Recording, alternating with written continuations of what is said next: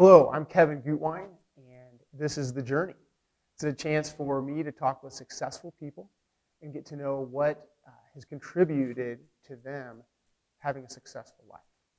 And in this podcast, we're going to touch on a range of topics that really holistically look at successful people and what has made them successful. And so I am pumped today to have my friend Travis Brown here with me to join me.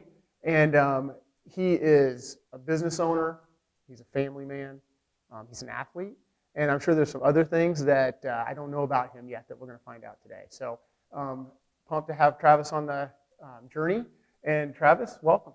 Thanks. I think we have to start out by saying I'm a former athlete. Okay. Because the way my mind thinks about me being an athlete today and the way that it actually works when I do anything is not the same. But thanks for saying that, by the way. Well, hey, I think that's part of your story and part of your journey, and so I'm excited to hear some of what that being an athlete, former athlete, meant to who you are today. Absolutely. And part of your journey. So, and that's what this is all about. Absolutely. And actually today, as we get started, what I was hoping to do is just have you share a little bit about your childhood, maybe your family growing up, and maybe a couple of your earliest memories that you can point to that have kind of helped form who you are. Yeah. And I know that's a lot, but I think just kind of start wherever you want. Well, I think, first of all, I'm born and raised in Lafayette, Indiana. My mom and dad, my dad's black, my mom's white, and in 1976, dating myself there, they decided to bring me into this world, which was a very unpopular decision back then. And so I'm always forever grateful that they decided to go through that part of the journey and have to deal with what both of them had to deal with back then. Wow. I think what began to form who I am today most was my parents got divorced when I was 2 years old. I spent almost most of my time with my mom. My dad was a hard-working, grinding factory worker at the local factory. My mom had factory jobs and then multiple jobs. But after they separated, I just spent more time with her and ultimately would have considered myself growing up with a single mom, which led to her having to have multiple jobs. And some of the traditional things you think about with single moms in poverty, a white woman trying to raise a young black kid, and just all those dynamics. I always say that luckily for me, Kevin, I was an athlete. Back in those days, I was a pretty good one. At the high school level, 12 varsity letters, baseball, basketball, football. I went on to play college football. And so I feel like because of that, I had a positive asterisk by my name most of the time. Okay. And I think my athleticism allowed me to escape some of the poverty issues because we had people that would be willing to take me in and give me meals and take me places. That if I wasn't an athlete, that wouldn't have happened. There wouldn't have been that reason for that as much. Sure. And so being an athlete became my identity. And it was really who I was. It was where I could thrive. It was the one place that I felt like you couldn't judge me for my parents' situation, our financial situation, the color of my skin. You had to deal with me as a formidable athlete on the court, on the diamond, or on the field. Wow, that's powerful. I was going to touch on this anyway, and I think you kind of went right into it. So I didn't want to wait too long to address the topic of race, so we'll just talk about that right away. Lafayette was not real diverse, probably you may have noticed when you were there. Yeah. But you talked about poverty and being black in Lafayette. In your mind, and being a financial advisor, I'm always thinking about how people think about money.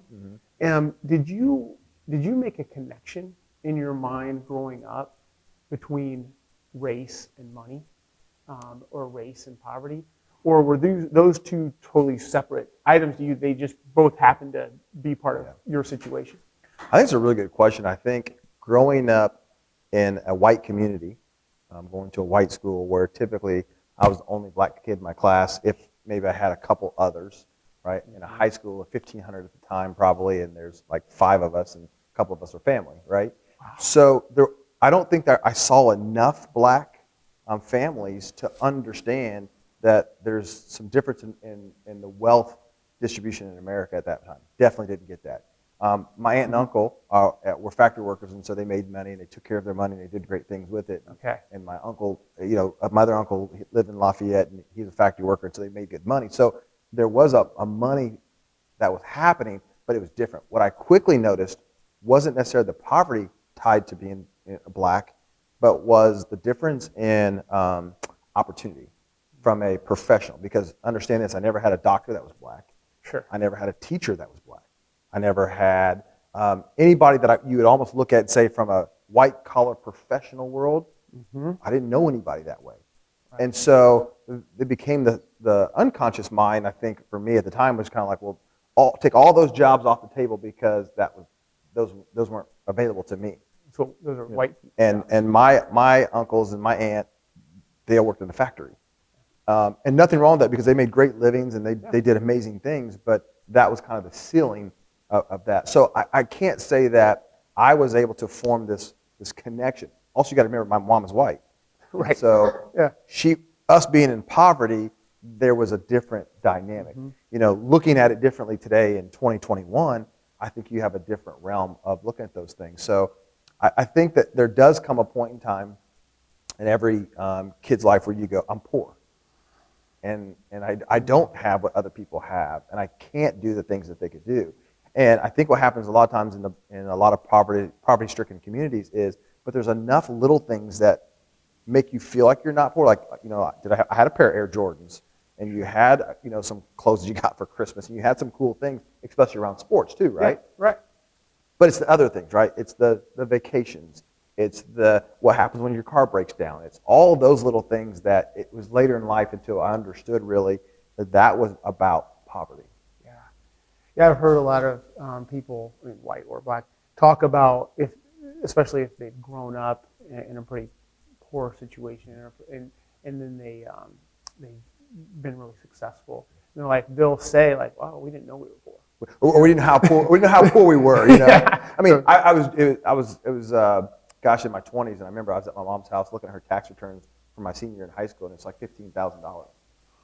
And at that point in time, I was making six figures. And I was trying to think, how does somebody live off of 15 grand with a kid? Like, I couldn't even wrap my head around the level of that, right? Right. It dumbfounded me to figure out, how did my mom make all of those things work? It was just astonishing. Yeah. I'm sure you learned some things from that. We may touch on that too. Absolutely. But you mentioned something on a little bit of a lighter note. You mentioned Air Jordans. Who was your hero growing up? And I've never seen you. Now I've never seen you without something Nike on. Okay, so my assumption is that Jordan is somewhere in there in your heroes growing up. But I'd love to hear who you kind of look up to. I was a sports guy, so I grew up in that era where everybody did want to be like Mike. Yeah. I had all the shows that at that time, big VHSs, and I watched them. And Michael Jordan was a bigger than life figurehead that surpassed poverty, surpassed the racial inequalities. Yeah. He superseded all that, and he was just phenomenal at what he did on the basketball court. So definitely there was a Michael Jordan. But those that know me well know there was a Deion Sanders. And as a football guy, Deion Sanders was like, oh man, he was my guy. Like he did so many amazing things, on the football field, and he talked the game. And so I definitely grew up from a sports perspective looking at Deion. And the third one was actually Ricky Henderson. Oh yeah. I was a leadoff hitter, stole bases, had some bunch of records, and so he just played with a level of tenacity. But all of those guys were, from a sports perspective, kind of who you looked up to. And, my uncle, who kind of took me in a lot of places back then, phenomenal guy, taught me so much about being a man, Christian values, having to go to church that you hated to go to all the time. But then there were people like that, right? My mom was a hero to me because to be a single mom and to go through all that, And then I had a baseball coach, athletic director that always invested so much in me, and it just changed how I felt about just people and just the opportunity to be really good. So I had all these different pieces, and they all, today helped make me who we are. And, my dad and I, we have a good relationship now. We didn't necessarily through those times, but his work ethic has always been incredible and learned a lot from that. So a lot of different influences. I think the reason why I wear my Air Jordans today is because there's a piece of nostalgia from 1988, in your childhood when Michael Jordan won the slam dunk contest, and I love to bring that back and rock my J's. So I love them. And my grandma used to take us to go shopping for our birthday, just one-on-one, just me and my grandma. And I remember my mom would every time we were getting ready to leave, she's like, "Do not say that you like something unless," because she would buy it. She would buy it, whatever. But my grandma was kind of up on sports, and it was about that age. We're the same age, by the way. So we kind of went through that same thing.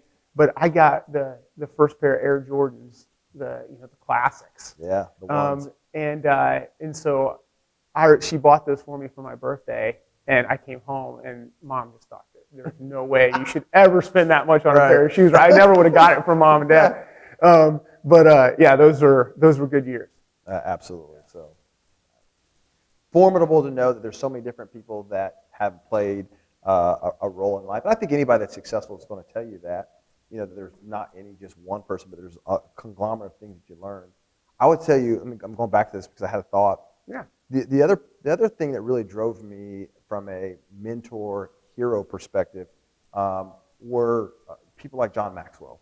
Yeah. I didn't know John Maxwell, but I could consume so much of his content reading books.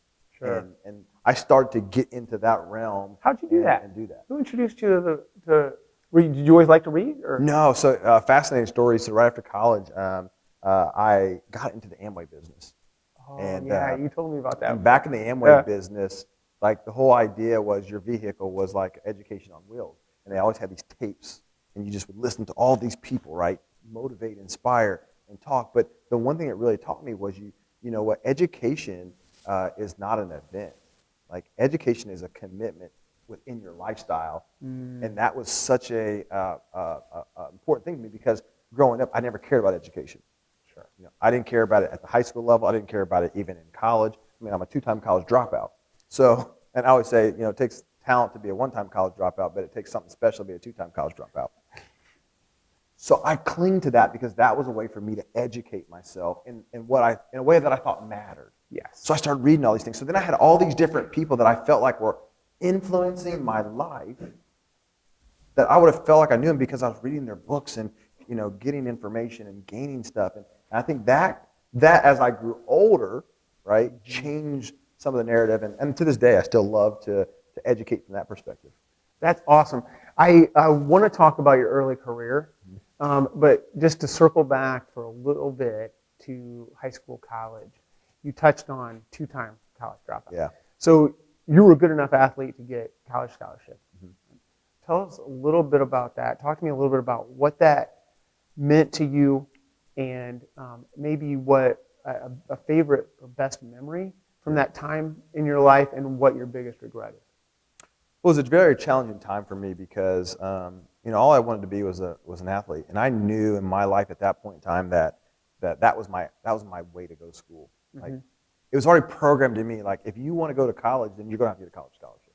Like we're not going to be able to afford to send you to college. Mm-hmm. Now, quite frankly, if I wasn't playing sports, I don't know that I would have wanted to go. But that was the thing. I was a baseball, basketball, football guy. Played at a pretty high level. But my senior year, I got in trouble. I was a part of a group of people that were stealing money out of a Coke machine at our high school. And of course, going through the recruiting process in football, my senior year, the newspaper comes out, and it's my face, Brown, and 7 other people, right? Sure, of course. On the front page of the Journal-Courier, which was our local newspaper. Yep. And we got it every weekend. I was going through the recruiting process at the time, and that shut a lot of doors. And so I still had the decision between playing college football. I wanted to play at a big, Big Ten, bigger level. But I had some 1AA offers, but I also had offers to play baseball at the Big Ten. And so I was trying to decide. Well, I ultimately chose Illinois State first because they just won the Missouri Valley. They were a really high baseball team, but they had a decent football team. And I could play both. Wow. So that's why I went there. Yeah. To kind of further that dream. I told you about Deion Sanders, and Yep. I'm still kind of in that mode. Matter of fact, when I signed my national letter of intent, Two-sport star. when I signed my national letter of intent, if Patrick can pull this, right, this would be great B-roll here. I had a Deion jersey on, I had a gold chain with a dollar sign, No. and I had a bandana on. No. Now, mind you, That's amazing. and part of that issue was I was suspended because of the timing of how all that happened, and then getting suspended and out of school and trying to figure it all out. And there was a time I thought, like, I had people call me saying, "Hey, we're canceling your visit. We're canceling your visit." And you're just like, "Wow." I mean, I made some mistakes and did some things, but gosh, Yeah. And so, it was a whirlwind of that. Oh, man. And what it did is it forced me to choose a school that wasn't right for me, Okay. and I hated it. And so after football my freshman year, middle of the night, I joke around. I took my little meal card, swiped as much that was still left on it, and got a whole car full of Fruitopia. Remember those drinks? Oh yeah. Right. Stacked up my car, loaded everything up in the middle of the night, like the Colts did, and just went home. And one of the biggest regrets of my life for doing it that way, number one. But the other thing that really drove me to be who I am today was I didn't feel like I had somebody to call and say, "Here's what's going on. Mm-hmm. Here's what I'm feeling. What should I do?" Oh, And it was hard because I didn't have that influence. I didn't have that person, like that. The dad that I am today, wants to fill that void for my kids to have those conversations because they're going to happen. absolutely. Later, when I became a high school football coach, I used to tell my kids all the time, "Hey, there's going to come a point in time you're sitting in your room, your dorm, you say, 'I hate this. I'm leaving. I'm quitting.' I said, 'Here's all I ask. Just call me first. I just want to have one conversation.'" That's awesome. Because I wanted to have that conversation. I wanted somebody to say, "Hey, this is your dream. Don't give up on this now. Like, fight through this. Or if transferring is the right thing, finish the semester, get all your credits, and do it the right way." You couldn't feel like you could call your uncle. You said you had some good influences in your life growing up, and coaches even, and you just didn't feel like you could call them. I didn't feel like any of them that I had the relationship at that time understood. Yeah. Nobody, they didn't go to college. They didn't play at college. They didn't know what you were dealing with, and I didn't feel like I really had that. And so I did. I left. Now the benefit was I remember getting a call from Purdue, and the guy who tried to get me to walk on to start with said, "Hey, we heard that you're out. We'd love to have you walk on, preferred walk on, all that kind of stuff." And I did. Meshed with the guys really well. And that was a second opportunity for me to go prove to myself that I didn't belong at 1AA. Mm-hmm. I should have been playing here to start with. And it created that opportunity. And before I realized it, I was there, and I was in that, and I knew I could play at that level. But because I made a poor decision at Illinois State and left in the middle of the semester, I only had my first 12 credits. And Illinois State then flunked me. And so now I'm up against an academic issue. And when your clock started back then, to be eligible, you had to make up that semester, and you had to get back on path and get your GPA up. So when you transferred up, which is silly, you have to sit a year. So that first year at Purdue, I practiced every single day. It was cool back then because I got to be Charles Woodson, from Michigan. I wore the blue 2. I wore Sean Springs 24 for Ohio State, and I went up against some of Purdue's best players at the time. And it's kind of cool because some of those guys now have thanked me for those times. One of the guys, Brian Alford, sent me a message one day going, "You don't know how much better you made me." He was an All-American. Oh, I know, yeah. As a wide receiver. So it's just cool to know that was there. But what happened was once I realized that I wasn't going to be able to get the round of credits, I was going to have to sit another year. I just didn't. I couldn't do it. And so then I quit again. And that one was a little bit harder because that was me trying to prove to everybody else that I was good enough. Yeah. And that was a lesson, but it became a kind of a theme, and that led me to my anti-bullying tour later in my life. But Kevin, that I dealt with, that I think a lot of people do, is I didn't believe I was good enough. Mm-hmm. And that insecurity in my life led me chasing sports.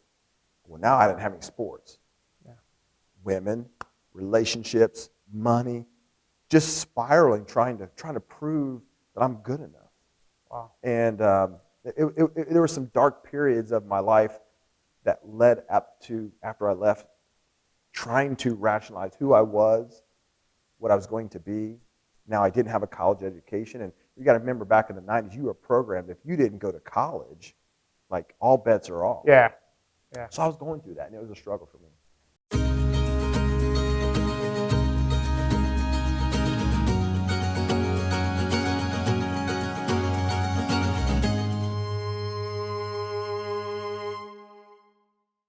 Travis, this has been awesome so far. Thanks for your transparency and how you're sharing with me some real stuff that's made a big impact on who you are today.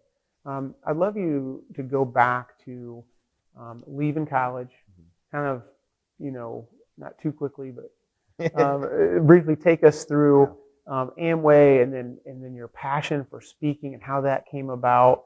Because then I want to work towards what you're doing now, which I know you're really excited about.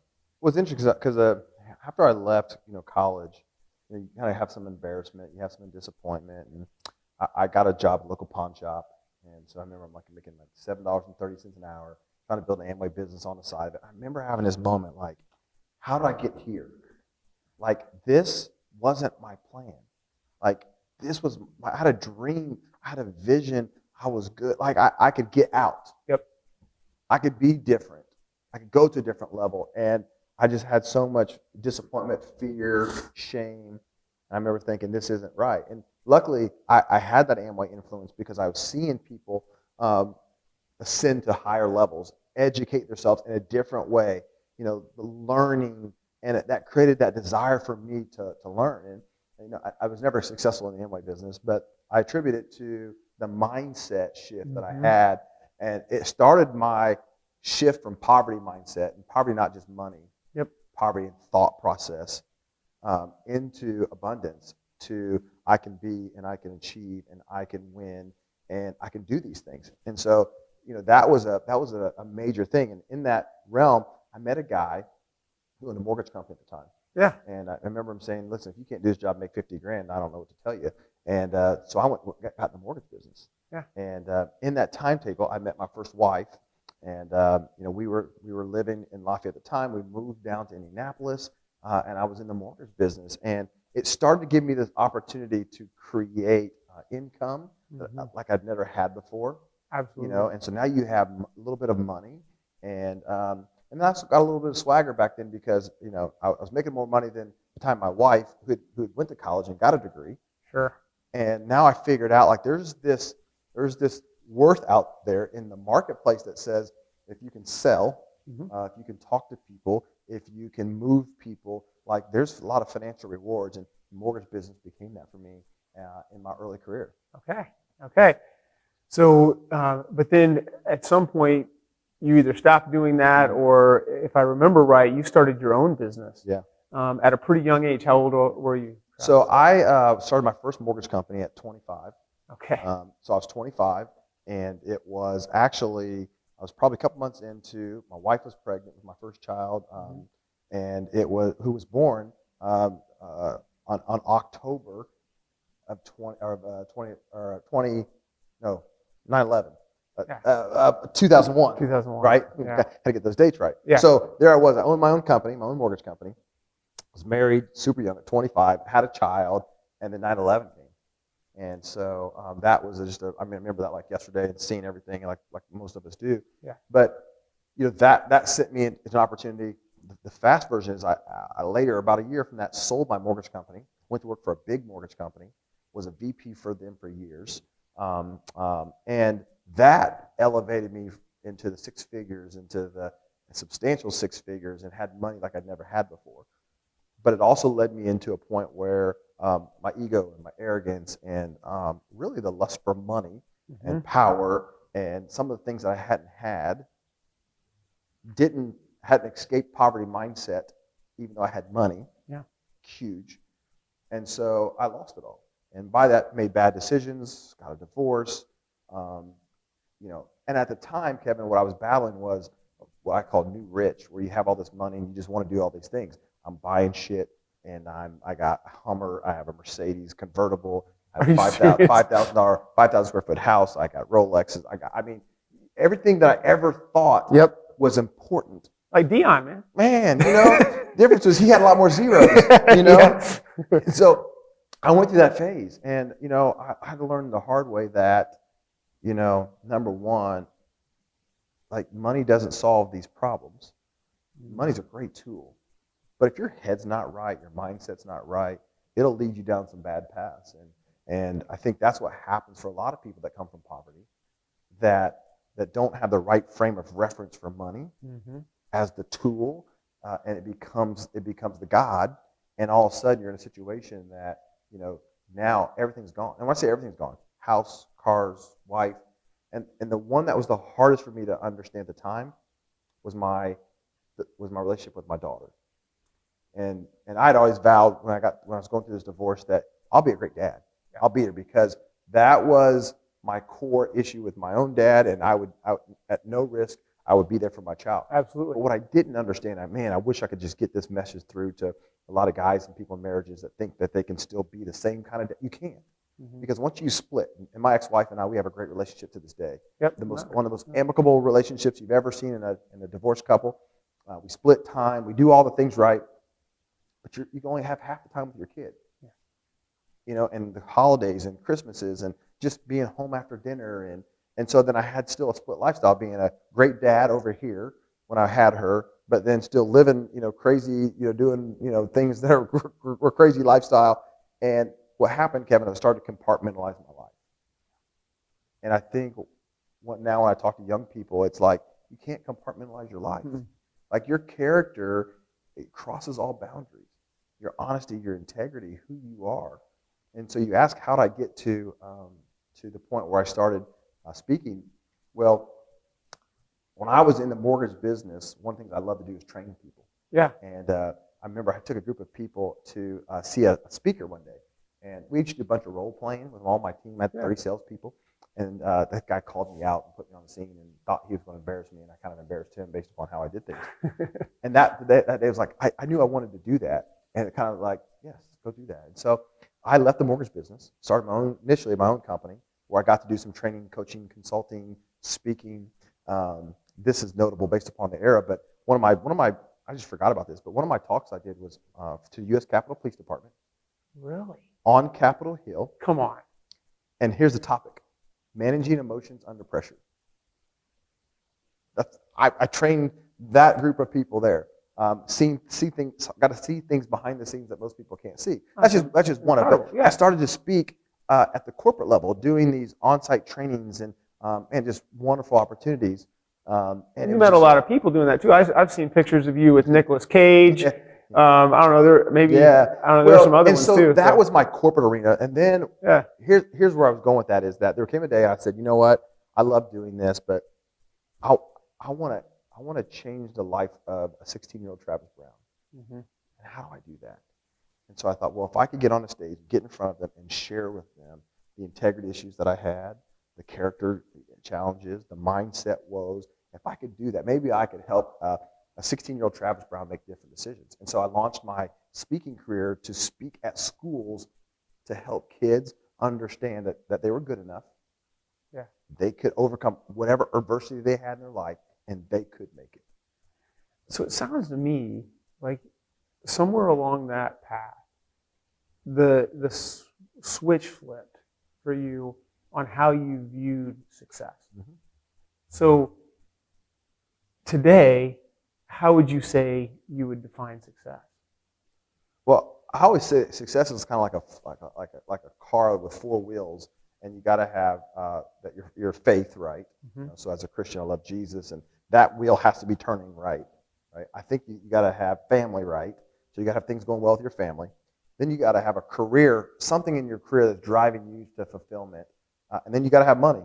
Yeah. And to me, I look at success going, how do I get all four of those wheels on that car at the same time, doing the same thing and being successful? And that's how I wrap my life around today, going, how can I be congruent in the things that I'm doing in those areas? I love that word, congruent, right? Because we've got this picture of who we are, but sometimes when we compartmentalize certain parts of our life, they're not congruent with each other and who we say we are, who we want people to perceive us as, right?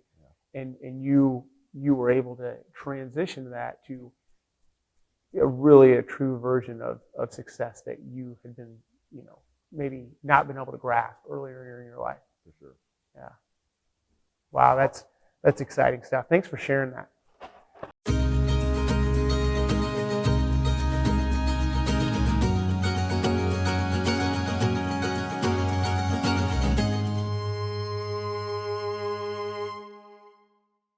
So Travis, you've been really willing to share some of that, the integration between what was happening in your professional life and your personal life and how those are intertwined. Right now, you have a very, you have a second marriage, 2 more kids, a dynamic wife, and an awesome relationship. And I've gotten to meet Bree and get to know her a little bit, so I know that's true. Tell me a little bit about how this is different this time, and maybe how you're different as a husband and as a father than you were when you were 25, 26, 27. Well, I always tell my oldest daughter, Jayla, who's 19, that, who you are at 20, 25, and 30 ultimately changes quite a bit. And that was definitely for me. Yeah. And so, my wife, Bree, and I always talk about how different we are at 40 and 45 than we were, when we were in our 20s. So I think part of the answer is just maturity, right? Yeah, sure. And for me, that maturity comes from a lot of failure. And I've been able to take the failure of my life and turn it around into something positive. Yeah. I met Bree because I was speaking at a school that she was, that she was at, and we connected that way. That's different than the way that I was doing things before. You mentioned our kids. So my oldest, Jayla, she's 19, and then I have a 5 and a 7. Just wonderful life when it comes to thinking about what I wanted the first time around, but I wasn't mature enough to know how to get it, and I didn't know how to be that person. One of the things I think happens for a lot of us that grew up in the single parent household or an unhealthy married family where you don't have the right role model for what a man's supposed to do, Absolutely. how he's supposed to treat a woman, and the relationship is supposed to function. I had to learn how to fight. And by fight, I fought all my life to get to a certain point.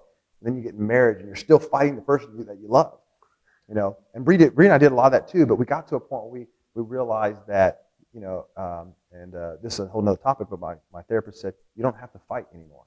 Yeah. And that was a point where okay, I don't have to fight the person that I love. And so, today, one of the big factors for us is just from a spiritual perspective, being grounded in that and letting that govern what you do and how you operate. And I'll tell you, for our marriage sake, the pastor at Heartland Church one day talked about a covenant relationship between a husband and wife. Absolutely. And that changed the game because we decided then that no matter what happened, how bad it got, that we were going to commit to work it out. Yep. So when you change that mindset, you're never looking for the exit. No. You're always trying to figure out, well dang, I'm in it. I got to figure out how to work with it in it. And that changed our marriage, which then changed how we were parents. When I was a young, 26-year-old parent with a 1-year-old, I was at my kid, right? My life was a wreck. And so the way that I was very different. Now I joke, I say I'm pretty laid back and easygoing, now. But I also learned what I missed. Sure. And I learned how those decisions changed the fact that with Jayla, I didn't get to go home and have dinner every single night. With my kids now, every single night.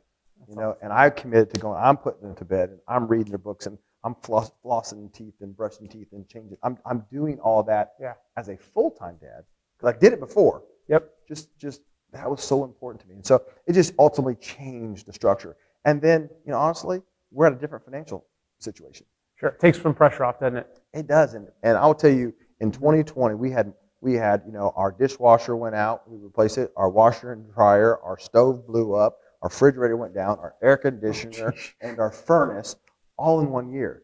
I got COVID, in that scenario too, and that was sickness. My daughter, who was in LA, had appendicitis, and I had to fly out there. My mom was sick, her mom was sick. All that happened in 1 year, right?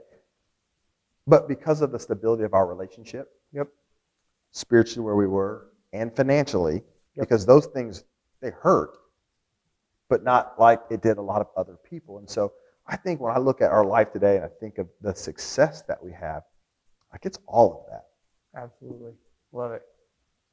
So I want to hear about the exciting stuff that you're doing now with Mojo Up. Because in the last year or two, you've started another business. Yeah. And you've got employees, you're growing, you've got some really exciting things going on. And this is another iteration of Travis Brown. Yeah. And I want to hear about what you're doing, what you're excited about. And I also want you to touch on some of your passion. I'm going all the way back to that wealth gap that you noticed when you were younger, about about your passion around that and how you're making an impact on that for your employees and for yourself and for the community. Well, so today I'm the founder and I call myself the Chief Mojo Officer of Mojo Up. We're a marketing and media agency, and so most of our clients they're great at what they do, but not enough people know how great they are at what they do, and so we solve that. Like we build this message, we help them market it and help them get new clients, and so that's the core of what we do. But that came from the fact that when I was a speaker and I was trying to travel out there and become this big speaker. And at one point in time, I became the most booked anti-bullying speaker in the country. I had Under Armour as a corporate sponsor, and Office Depot, and Klipsch, and had these different sponsors. And I spoke on all these platforms. That's incredible. That's where Nicolas Cage and the Jamie Foxxes and all the celebrities that I had an opportunity to work with. Yeah. What I learned in that timetable was speaking on stage was the easy part. Getting somebody to hire you to speak on stage was the hard part. Sure. Which means you had to build a brand and then you had to market it. And so there was a time I spoke 300 plus times in a year, and I was on the road, and I was traveling, speaking, I just was exhausted. I can only imagine. But my passion has always been like, I just love helping people achieve things that they never thought possible. Yeah. Like inside their mind, they would love for it to happen, but they don't know how to do it. I always just had that desire, whether it was a 16-year-old kid wanting to play basketball, whether it was a kid that's trying to figure out their arts, talk to their parents, whatever the situation, I always just had passion about that. But I was tired of being on the road, and I was missing a lot at home. And so I came back and decided that I wanted to work on it more so in the marketing. Let me took a job in marketing and let me start this company. And literally it was really about, Kevin, how do we help small businesses just grow and develop and thrive? Because if you think at most small business owners have such a passion for their skill. Absolutely. But they can't do it enough because they don't know how to market. Yep. And so I wanted to build this agency that had a bunch of different creative people that could help people through this entire process. And for those people that are business owners that are watching this, they know this grind. They know what it's like to go through the ups and downs and try to figure out how to scale and try to figure out how to grow their business. And I found myself being back in that hunt. It's funny because when I started thinking about, I'm 44 and basically been in the professional workforce for 24 years. 2 of those years I had a guarantee at a company that I worked for. They guaranteed me income. It wasn't a salary, but guaranteed. And then my first year out of college, first job, real job, I had an $18,000 a year salary. So 3 years, 2.5 of that really, of the 24 have been salary guaranteed money, and the rest of my career has been hunt and eat. Which is where you get hustle and grind, right? That is where you get hustle and grind, to the fullest. And so, we're just passionate about building brands and helping people. And I can see that in you, and that's kind of how we've gotten to know each other a lot better over the last year, and it's been really cool to see that. So, well, we've got a few more minutes here, and I've got kind of some questions that I want to put you on the hot seat on, and so I think you'll like them. I think you'll like them. I think it'll help us learn a little bit more about you.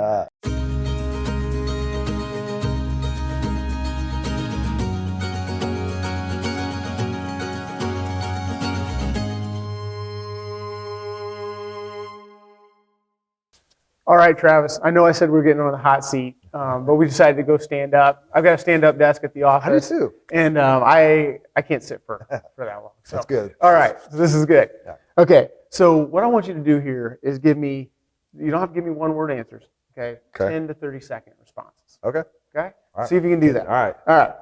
Favorite vacation or adventure that you've ever done? I got favorite vacation is definitely the Disney cruise. So we went on that with the family. We went down there. That was amazing. So that's a favorite. Okay. Also, our honeymoon in the DR was amazing with my wife and I. But adventure was that bike race thing that we did around the city of Indianapolis. Where we saw each other. Yes, it was amazing. We were like 50 miles, and I didn't even know that. My wife and I, we definitely thought that was a crazy adventure. Awesome. Yeah, the urban adventure race. Yes, that was awesome. It was one of my favorite things too. That's so funny. Okay, something you do or say that makes your kids roll their eyes. Something I say that makes my kids roll my eyes. No TikToks. For my little ones, no TikToks. Like, no, we're not watching TikToks. Or I always say, they say, well, hey, Dad, can we watch something on TV? Yes, sports. No, not sports, right? So my little ones, definitely that. But my older one, it's easy. It's like, hey, can we have a conversation about X? Doesn't matter what it is. Oh, you're going to get the eye roll. Get the eye roll because that's what 20-year-olds do. Okay, yeah. I could give you probably about 5 or 10 from me. So right. I thought, I know you've got to have those. Okay, what weakness have you had to mitigate or overcome to have success? I think one of the biggest weaknesses is just temperament. And so I'm still in rehab with that right now, in all seriousness, trying to work through taking time, breathing, and letting things happen because I want it done right now, yesterday. And so it's something that is a definite struggle still that I'm working through because, I just want to get it done. I want to get it done right now, check the box, move on. But sometimes you got to slow cook it, so you can't microwave everything, and that's a struggle. Well, that's one of the things I like about you is you like to get stuff done. Okay, most influential book that you've read? Hands down, John Maxwell, Becoming a Person of Influence. The most influential book because it breaks down how you can't compartmentalize your life. Love it. If your character, you cannot do that. And at the time, it hit me in the spot where I had those issues, and that book made me think through changing who I was. Okay, most influential person that you've known, and it can't be your mom or Bree. Most influential person, man, that I know. God. Yeah, I mean, you could do. I'm going to say it's my Uncle Nate. Okay. He was the guy I mentioned earlier. Yeah. And the reason why I say it is because he laid the foundation for Christian values for me. Okay. And the old hymns, the songs, going to church. He'd been a deacon at the church for umpteen years. And I remember several years ago, I used to send him Father's Day cards, quite a bit, and telling him thank you for being that spiritual role for me, because I didn't really have it in other places. And now I still have a sense of that inside me. And it definitely came from his commitment to the Lord and just being an amazing person that teaches you how to do that from his lifestyle, not just from what he says. That's powerful. That's powerful. Okay. What's next for Travis Brown? Oh, man. I think next is really the evolution of just being a great dad. Because my younger kids are gravitating to the sports, so they're starting to get in stuff, and figuring out my role in that, right? Because I want to, with my oldest daughter, we kind of let her off the hook from a sports perspective, because I didn't want to be the dad that made their kid try to make their kid do something. we know right. that. We know that. I didn't want to be that dad, but I also went to the opposite of that, and I didn't hold her accountable and let her get a taste of what sports really gives you. Yes. My younger ones, I'm coaching their teams right now. And so trying to find the right space to push them, to hold them accountable, to get them to be their best without being, the guy who is out there trying to make their kids live out his legacy that he didn't have. Love it. So that's where I think is one of the things that's next for me. You'll be great at that. All right, I think we have time, or we're getting close to the end here. But we have time for a couple more questions. Okay. And so I want to hear from you. As a financial advisor, I love hearing how others view money. Okay. And so what is one piece of financial advice that you would give to your kids, maybe you do give to your kids, or you would give to a 15, 16-year-old kid you were mentoring, that you think would be really impactful, maybe something you've learned or something you've heard, or something that has really impacted your life? There's two things. I heard this from a guy who used to teach, love people and use money. Not use money, Not use people. I'm sorry, not use people, not use people and love money. So Yeah. that was something that I had to understand the framework that, using money to do the things that money needs to do, because it has its place. But you got to love people, and you can't get those two flipped. And in business, that's a key component. So I think that's one of them. But that leads to me, I'm telling my older daughter already, two fundamentals of money, I think. One, for us as Christian belief, tithe. Yep. Just tithe. Just trust God. Just tithe. And then number two, save some money. I always believed that I could just out-earn my spending habits. Yep. Instead of creating a sense of saving first mentality, and then living off of the rest. I missed that, and I just did not get that correct. And so I'm trying to change the way my kids think and see money that way. And that's really good advice, because one thing I've seen as an advisor with people, and I've seen it in my own life, is you always escalate your spending up to what you make. Your lifestyle just grows into what you earn. And so if you don't start, you think when you're not making a lot, well, once I'm making 50, 100, 200, then I'll tithe, then I'll save. Doesn't happen. And so when you start early, it's just a habit. It's just what you do. The other piece in that we're teaching our kids is that that you got to give. And tithing, yes, but like giving to poor, homeless, less advantaged, people that don't have the same opportunity, give. And I think that mindset I've always had with money to others. And if I could compound that with save, tithe, and give, I would be blessed to think my kids understood that, and anybody out there else will be. And giving time too. Yes. Not just money. Right? Correct. Okay, last one. All right. What do you want to be able to say about your life when you're 80 years old? Not that you'll be, almost dead at 80, but you're 80 years old and you're looking back. What do you want to say about your life, about your legacy?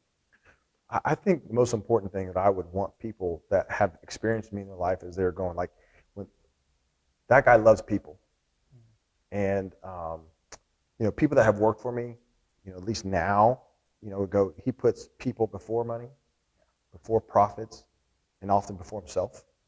I want people to say, man, that, like, knowing that guy and the time that I spent with him, he made my life better.